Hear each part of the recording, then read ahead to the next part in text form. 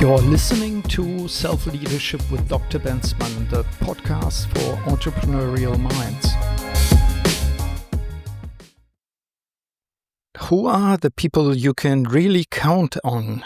Which relationships give you energy and which quietly drain it?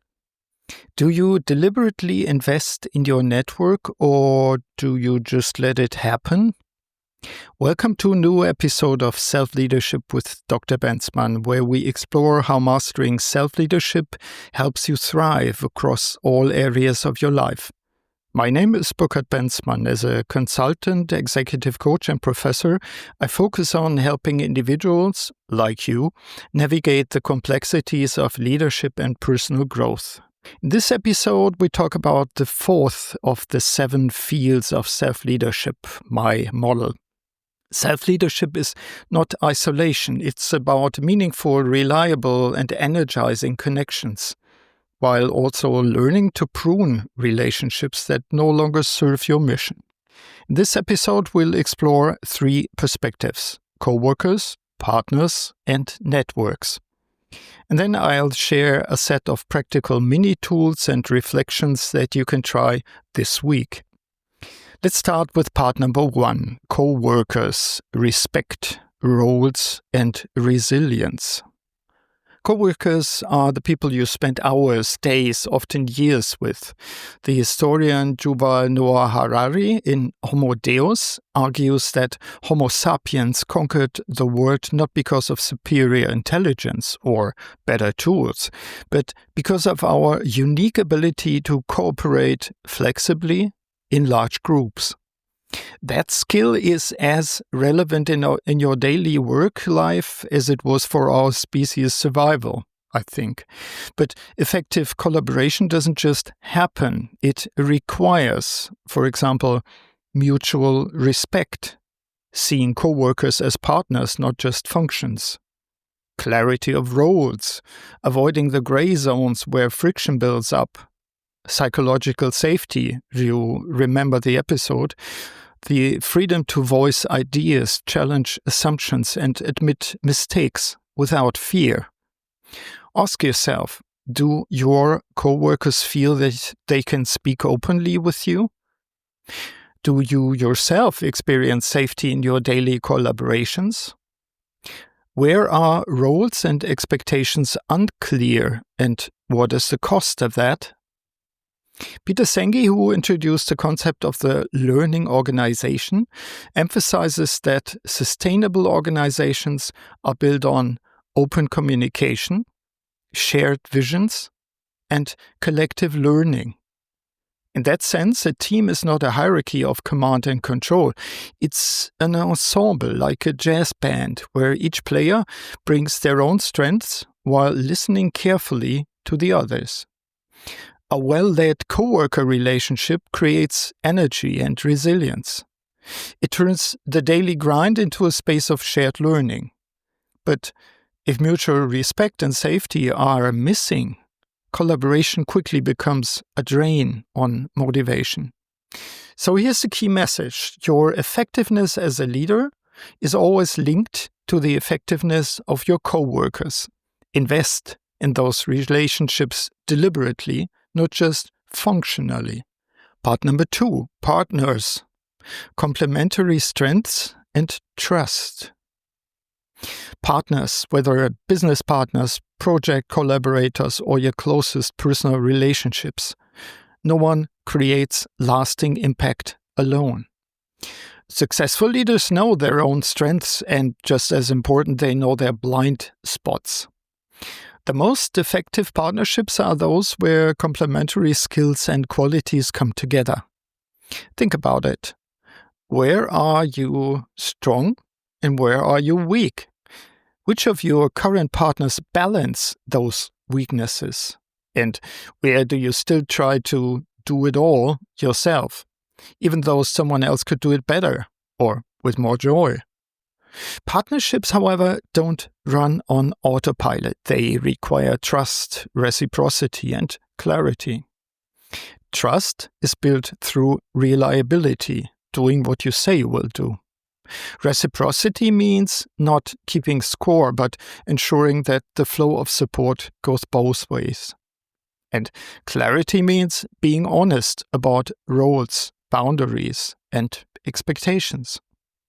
From my interviews with leaders, I've heard a recurring regret not clarifying expectations with their closest partners early enough, especially with co-founders or even life partners.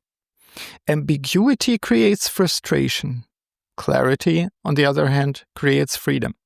So ask yourself, have you had the conversations that matter most? Are the rules of engagement with your partners explicit or just assumed? Strong partnerships are not about dependency, they are about synergy.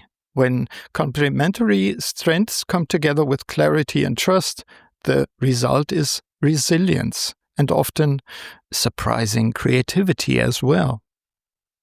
Part number 3, networks, quality over quantity. Let's turn to networks. We all live in a world that celebrates being connected everywhere all the time, but more is not always better. In fact, in the digital age, the challenge is not access, it's filtering. Effective networks are not built by collecting contacts like trophies. They are built by choosing relevance, by investing in depth over breadth. Ask yourself, which connections truly advance your mission? Which groups or platforms drain your attention without delivering value? The author Cal Newport warns us about the insidious design of social media platforms. They are engineered to keep us hooked, convincing us that if we're not constantly present, we'll miss out. That's why leaders must evaluate digital networking with a strict cost-benefit lens. Does this platform or this connection actually help me succeed and flourish? If not, it may be time to step back. One executive I work with found relief simply by setting time boundaries. He checks LinkedIn only once a day at lunchtime. That simple limit preserved focus while still keeping him connected. But remember, networking is not just about what you take, it's about what you give first.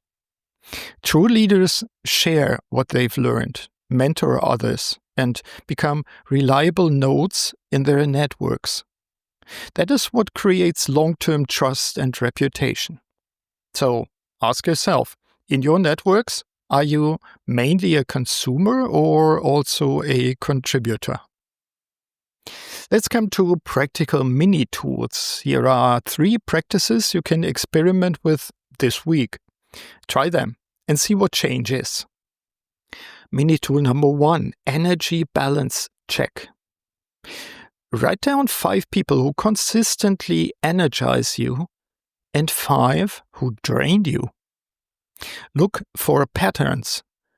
Are you spending too much time with the latter, with the ones that drain your motivation? Can you shift your attention toward those who lift you up? This is not about being selfish, it's about managing your energy strategically. Mini tool number 2, networking diet. Just as you would with food, define healthy boundaries for networking. Set fixed time slots for checking digital platforms. Replace endless scrolling with intentional connection. Think of it as moving from empty calories to nutritious meals. And finally, practical mini tool number 3, trust signals. Reflect on whether you are sending the right signals to others. Do you consistently demonstrate reliability? Do you practice reciprocity, giving as well as taking? And do you communicate respect even in small interactions? These micro-signals add up. They shape whether people see you as a trustworthy partner or as someone to be avoided. Some final reflections. Self-leadership is not self-optimization in isolation. It's about weaving yourself into a fabric of meaningful relationships, coworkers, partners, and networks that amplify your strengths, that challenge your assumptions, and safeguard your resilience. So this week, I invite you to reflect on 3 questions. Which coworker relationship could benefit from more clarity or respect? Which partnership needs an honest conversation about roles and expectations? And which part of your network is worth pruning so that space opens for relationships that truly matter? Remember, networks don't just expand your reach, they help you stay grounded, supported, resilient in the long run. And here's the closing challenge. What one relationship deserves your deliberate investment this week? Strong connections are not built overnight. They are built through daily choices, through the way you show up, the clarity you create, and the respect you demonstrate. That's, in essence, what the 4th field of self-leadership, coworkers, partners, and networks is all about. If you found today's episode valuable, share it with someone who is thinking about their coworkers, partners, and networks.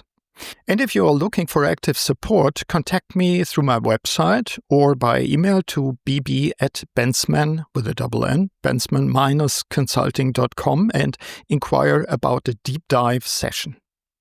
Thank you for tuning in to Self-Leadership with Dr. Bensmann. My mission is to help leaders like you not just survive, but thrive. Until next time, stay strong, stay conscious, and lead yourself well. Yours, Burkhard Bensmann. Thank you for joining me on Self-Leadership with Dr. Bensmann. Until next time, stay committed to leading yourself with purpose.